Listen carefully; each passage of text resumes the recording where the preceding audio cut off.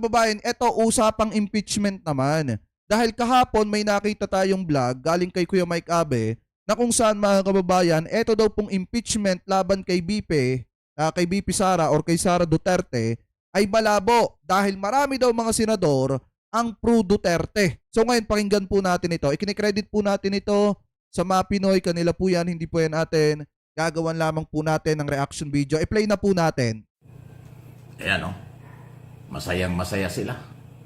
Yung mga senador na pro Duterte. Mga senador. Ito ata yung hearing na ito ata yung budget mga kababayan na kung saan naaprubahan yung 2 bilyon na hinihinging budget nitong si Sara diyan po sa Senado. Pakitama na lamang po ko kung ako po ay mali. Na pro Vice President. Ayan o. Sila yung Tolentino, Baton, Nancy Binay, JB Ejercito, si Padilla, okay, si Grace po, basta majority po. Kaya ko pinapakita yung picture na yan. Yan po yung pagpapatunay na matapos aproba nila in 10 minutes ang budget ng Office of the Vice President at dinagdagan pa yung hinihiling na budget ng pangalawang Pangulo. Yan po yung pagpapatunay na maraming senador ang pro-Duterte pa rin until now. At dahil dyan, malayo yung kanilang gustong mangyari na mga senador kumpara dun sa gusto ng Kongreso dahil hindi nga may paliwanag ng maayos ng Vice President ang budget ng 2022-2023 kung saan ginamit ang 612.5 million confidential fund. Saka tingnan nyo naman mga kababayan sa kamera, nahirapan ng matindi etong si Sara Duterte kasi nga tinanong muna siya bago pag-usapan yung patungkol sa mismong budget na hinihingi po niya mga kababayan. At dahil nga hindi niya masagot yung mga katanungan ng mga kongresista, natapyasan yung kanyang budget. Pero pagdating ng Senado, pinag-usapan lang ng 10 minutes yan mga kababayan, naaprubahan na yung budget nitong si Sara at dinagdagan pa nga. Naging 2 bilyon pa nga mga kababayan yung inaprobahang budget nitong si Sara Duterte. At yan yung isang patunay mga kababayan na marami pa rin po talaga dyan sa Senado ang pro Duterte talaga. Kaya yung sinasabing impeachment laban kay Sara Duterte, oo, kung sa Kamara madali yan, mga kababayan, paano na pagdating ng Senate? Pagka iniimbestigahan na po yan. Yung mga magiging boto ng mga senador dyan, kung yung mga senador dyan ay pro Duterte, ibig sabihin, malabo na ma-impeach etong si Sara. Ano po ngayon, ipagpatuloy pa natin? Kaya hindi siya binigyan ng malaking pera, 733 na lang. Pero sa Senado, ibinigay na yung 733, dinagdagan pa ng 600 million special program o special project. So pagpapatunay lang yan, kinukontra ng Senado yung ginagawa ng Kongreso. Tama. Kaya tingnan natin sa bycam kung ano mangyayari. Pero ang implication yan, pampolitika at iba pa, malinaw, sa akin pong analysis, opinion, malinaw na yung mga majority nga po ng mga senador until now ay maka-Duterte. Tama. Sa budget pa lang, nagpakilala na sila. Sa budget pa lang, lumantad na ang mga senador. Ngayon. Kaya nga mga kababayan, maging maingat kayo sa pagpili ng kandidato sa darating na 2025 midterm election. Kasi meron talaga dyan ng mga nagbabalat kayo. Pero ang totoo mga kababayan, yung loyalty nila, wala talaga sa taong bayan. Yung loyalty nila, nasa mga Duterte talaga. Mga kababayan, nakakalungkot nga lang isipin kasi pagdating ng Kamara talaga, pinag-aralan nila ng mabuti yung patungkol sa budget na hinihingi ng opisina nitong si Sara. Pero pagdating ng Senado mga kababayan, hindi lang nila basta ibinalik yung itinapyas kung hindi dinagdagan pa nila. Ganun po katindi mga kababayan, dyan po sa Senado at 10 minutes lang pinag-usapan, aprobado na agad ang budget nitong si Sara. Ano po, ipagpatuloy pa natin. Ito yung issue. Di ba pinag-uusapan? Although wala pang nakapile. Di ba? 3 yung pinag-uusapan eh. Impeachment, di ba? Plunder or resign. Yan ang sinasabi. Tama. Di ba? Hindi dapat gawin ni Inday kung di may papaliwanag ang pera. Impeachment, resign, o kasuhan ng plunder. Kasi pasok sa plunder law ang 612.5 million. Sa ngayon, mukhang malabo pagka-impeachment. Kung makalusot sa Kongreso ang impeachment, sa Senado bilang Senator Judge, ang mga senador ang magiging judge, sila ang magdidesisyon kung dapat i-impeach o hindi si Inday Sara Duterte bilang pangalawang pangulo ng bansa. Mukhang ngayon pa lang, sa akin tingin, malabo pa yan sa sabaw ng pusit mangyari. Tama. Malabo pa sa sabaw ng pusit. Alam ba niyo yung pusit? Di ba? Ang pusit, pagka hinuhugasan nyo, ang itim ng labas. Pagka niluto nyo, maitim pa rin yung labas. Ganong kaitim, ganong kadilim sa sabaw ng pusit na ma-impeach, mapatalsik si Inday Sara Duterte sa panahong ito dahil nakilala na, lumutang na ang mga senador pala ay pro-Vice President. Sa halip na bawasan ng pondo, dinagdagan pa at ipinagkakaloob pa yung special program. Alam nyo, yung tungkol dun sa budget, betrayal of public trust yan eh. Kaya nga. Pag yung budget ng taong bayan, pera ng taong bayan, di may paliwanag kung saan ginamit, ground yan for impeachment. At Tsaka ito mga kababayan, sa totoo lang, mismong taong bayan na ang nakasakse na hindi nga kayang ipaliwanag kung paano niya ginasta ang pera ng mamamayang Pilipino. Kahit may mga lumalabas na mga patunay mga kababayan na napunta sa wala ang pera ng taong bayan, at ginasta sa hindi malaman na dahilan, hindi po maipaliwanag ng opisina nitong si Sara Duterte. Pero nakakapagtaka kasi dito, siguro naman, alam din ng mga senador na hindi makapagpaliwanag itong si Sara ng maayos kapag ka itinatanong yung mga patungkol sa paglustay ng pera ng mamamayan. Tapos inaprubahan pa nila, hindi lang nila ibinalik yung natapyas, dinagdagan pa nila, mga kababayan. So ibig sabihin talaga, yung kanilang loyalty ay nasa mga Duterte pa rin.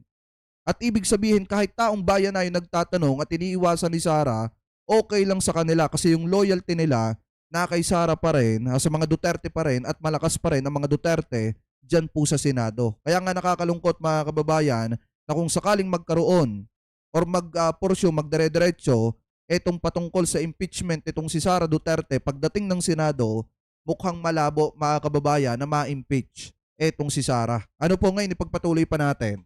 isa yun sa pwedeng maging ground pagka naipalang impeachment sa Congress. Tapos pag natapos sa Congress, dadaling sa Senado at magiging Senador Judge ang mga senador. Ang mga senador ang nagbigay ng budget for 2025. Paano nila i-impeach si Sara?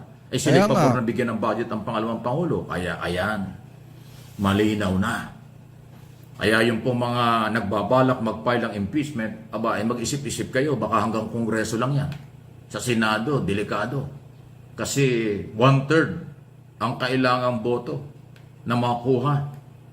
1/3 ng 23 senador ang dapat makuha para ma-impeach ang isang impeachable official like Vice President.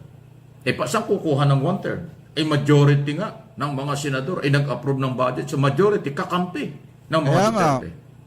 Walang mangyayari. Sa akin pananaw at opinion, walang mangyayari sa impeachment kung ngayon kayo magpapile. So palagay ko, kung gusto nyo talagang kasuhan, ayun na lang. Dapat talaga i-abolish na mga kababayan ng Senado. Kasi kung ang majority diyan sa Senado ay maka-Duterte, wala talagang mangyayari mga kababayan. Kasi yung ginawa ni Sara na hindi niya maipaliwanag sa taong bayan yung paglustay or paggasta ng kanyang departamento ng yung kanyang opisina ng pera ng taong bayan, talagang betrayal o public trust yan mga kababayan. Kaya nga kung titingnan po nating mabuti, habang patuloy niyang iniiwasan yung mga tanong ng taong bayan, patuloy siyang hinahabol ng mamamayang Pilipino kasi kailangan niya talagang sagutin kung paano nalustay ang pera ng taong bayan na ipinagkatiwala sa kanyang departamento. Ano po ngayon ipagpatuloy pa natin? Or plunder, kung kayo may matibay na ebidensya. Pero kung impeachment, baka hanggang Kongreso lang. Ngayon lang, wala eh. Hindi na ho natin mapigilan. Maliban na lang, kung ang impeachment na pag-uusapan at kung itutuloy nyo ay sa next Congress na, 20 Congress by July after election. Kasi ang composition ng Senado at Kongreso magbabago. Kaya nga. Lalo na sa Senado. Ako naniniwala, marami dyan ang mga re-electionist na senador, hindi na makakabalik yan dahil galit na ang mga botanteng Pilipino. Tama. At ang papasok dyan ng mga bago, sana'y mga bago na mayroong prinsipyo. Hindi yung puro partisan, puro politika. Dapat may prinsipyo para sa bayan. Pangalagaan ng pera ng bayan, pangalagaan ng karapatan ng mahirap, pangalagaan ang karapatan ng maliliit na Pilipino. Yun ang kailangan nating mga senador na susunod na merong paninindigan. Okay? Pero kung ang inyong ilalagay na senador ay yung pa rin composition, yung kasalukuyang mga senador, hindi na ma-impeach si Sara. Malabo na. Kasi nga po, kakampi sila. Paano nila tatanggalin? Paano nila i-impeach? Magkakakampi nga sila. Subukan nyo. Palitan nyo ang lahat ng mga senador dyan. Ngayong 2025. Baka pagka nagkaroon ng impeachment, baka manalo pa yung impeachment. Kasi yung ilalagay nyo, may paninindigan, hindi pro Duterte. Pero ngayon, yung mga nabanggit kong pangalan, malabo ang impeachment sa aking analysis at opinion. Inuulit natin. Kaya nga, Mr. President, again, nananawagan po ako. Yung inyong mga kandidato ngayon, hindi naman lahat naglutangan na, lumutang na ang kanilang pagiging balimbing, pagiging makasarili, at pagiging Kaya hindi nyo rin ako masisisi mga kababayan kung may personal choice ako pagdating sa mga senador. Ano po, hindi natin i-straight yung bagong Pilipinas slate. Kasi yung iba doon mga kababayan, talagang ginamit lang yung bagong Pilipinas slate para makakuha ng suporta sa ating gobyerno. Para makakuha ng suporta mga kababayan sa administrasyon at manalo at makabalik bilang isang senador ulit. Pero mga kababayan, maging matalino kayo sa pagpili ng kandidato doon sa bagong Pilipinas state dahil yung karamihan dyan ay mga kaalyado ng mga Duterte na ngayon unti-unti nang lumalabas yung kanilang mga kulay. Ipagpatuloy pa natin. maka-Duterte pa rin until now. Isipin mo, mas pinahalagahan nila yung kapakanan ng Vice President kaysa kapakanan nung may-ari ng pera na naghahanap kung Ama. saan ginamit, hindi sagutin, hindi may paliwanag. O di ba? Anong prinsipyo? Paano kakampanya? Paano natin tutulungan ang kandidato ni Pangulong Marcos ay yung mga senador na iba dyan at yung mga dating senador na pro Duterte rin kakandidato ng Pangulo, patay kang bata ka. Di ba ang hirap niya sitwasyon? Kaya nga, Hindi ko naman alam kung bakit ganyan yung mga pinagkukuhang kandidato ni Pangulong Marcos. Ako tumutulong kay Pangulong Marcos, pero kung ganyan na medyo alanganin ang mga galawan, hindi natin pababayaan yan. Sasabihin ko kung ano ang gusto kong sabihin. ama, Dahil ang kapakanan ng botanteng Pilipino at kapakanan ng ating bansa sa susunod na panahon, susunod na mga taon, ang mahalaga para sa aking pag pero mga kababayan, ako ko tatanungin nyo, siguro yung bagong Pilipinas slate, hindi si PBBM yung nagdesisyon nun. Siguro ang nag-decide nun mga kababayan, 'di ba may mga partido kasi na nag-merge. Kumbaga, may mga ibang partido o political party na sumanib ba kababayan sa PFP. Ano po na kung saan siguro yung mga chairman nun, yun yung mga nag-decide. Ano po ng mga kandidato na pwede nilang ipambato sa darating na 2025 midterm. Kaso nga lang yung iba dun talaga mga pro Duterte. At ngayon unti-unti nang lumalabas yung kanilang mga kulay. Anyway, hayag ng mga balita dito bilang political blogger, bilang broadcast journalist, yung totoo ang kailangan. Hindi yung Tama. kampi-kampihan lang. Hindi yung sila-sila at kayo-kayo lang. Hindi pwede.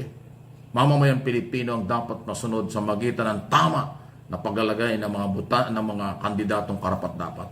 At hindi tayo magsasawang ulit-ulitin, gisingin, pukawin, igabay ang mga botante. Magbago na kayong mga botante. Mahirap magsisi. Maraming senador pinagsisihan nyo ngayon. Tama. Para ng kampihan, hindi ang malasakit sa bayan, sa aking opinion. Paano tayo uunlad nito? Di ba? Pati yung impeachment, ngayon sinabi ko na malabo na. Ma-impeach si Sara kung sakali mayroong magpapile. Kasi nga mga senador, pro Duterte until now. Di ba? Ewan ko. Yan ho yung aking observation sa panahong ito. Please like, share ng ating mga video. Yan po yung aking hinihiling sa inyo. At mag-subscribe sa hindi pa dito sa MA Pinoy TV at doon sa isang channel ko pa, Mike Abe Opinions. Para sa bayan ito, wala akong personal interest, wala tayong personal na galit kahit kanino. Issue lang. Ito'y buhay ng mga balitang pinag-uusapang dapat nating pinaparating at nililiwanag. so ayan, maliwanag naman mga kababayan na yung impeachment ni Sara Duterte malabo. Pagtungtong kasi ng Senado niyan mga kababayan, kasi naando doon yung mga kaalyado nila, kaya malabo. Malabo na ma-impeach etong si Sara. Siguro sa Kamara mga kababayan, mabilis. Pero pagdating ng Senate, since naando doon yung mga galamay nitong mga maka-Duterte na mga senador, mga kababayan, at yung mga spokesperson itong si Duterte ng mga senador, katulad niyang sina Bato de la Rosa, sina Bongo, sina Robin Padilla, at yung iba pa na nagbabalat kayo dyan sa Senado, malabo po talaga na ma-impeach etong si Sara. Kaya sa inyo mga kababayan, sana pagdating ng eleksyon maging matalino kayo sa pagpili ng inyong kandidato. Ang piliin ninyong kandidato, yung hindi ipapahiya yung kanyang sarili para lamang suportahan etong kanilang mga kaalyado. Dahil kawawang-kawawa talaga ang taong bayan kapag ka ang kalaban ninyo ay kanilang kaalyado. Dahil tulad nito, ang pinag-uusapan, pera ng mga taxpayer, pera ng mamamayang Pilipino. Pero pagdating ng Senado, tabla ang taong bayan. Ano po kayang tablahin ng taong bayan dahil sa kaalyado nila yung mga yung pwedeng ma-impeach, mga kababayan. Kaya kung titingnan po nating mabuti, dito na nga lang sa usaping budget, saglit na aprubahan kung ano lang yung ibinigay ng Kamara, pagdating ng Senado, hindi lang basta ibinalik yung natapyas, dinagdagan pa.